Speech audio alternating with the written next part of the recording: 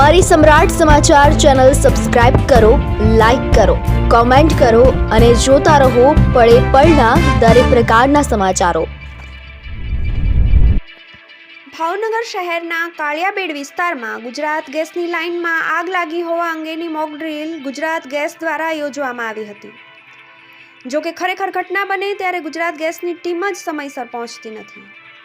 ભાવનગર શહેરના કાળિયાબેડ વિસ્તારમાં આજે ગુજરાત ગેસ દ્વારા આગ લાગ્યા અંગેની મોક ડ્રીલ યોજવામાં આવી હતી, જેમાં ગુજરાત ગેસની ટીમ દ્વારા ગુજરાત ગેસની લાઇનમાં આગ લાગ્યા અંગેની જાણ ફાયર વિભાગને કરવામાં આવતા ફાયરનો કાફલો તાત્કાલિક ઘટના સ્થળે પહોંચ્યો હતો અને આગ પર પાણીનો મારો ચલાવી આગ પર કાબૂ લેવામાં આવ્યો હતો। જો કે આ એક મોક ડ્રીલ હોવાનું સામે આવ્યું હતું। જ્યારે કોઈ પણ પ્રકારની ઇમરજન્સી બને ત્યારે જરૂરી વિભાગની ટીમો સ્થળ પર સમયસર પહોંચે છે કે નહીં તેની સમીક્ષા માટે સમયાંતરે મોક ડ્રીલ કરવામાં આવતી હોય છે।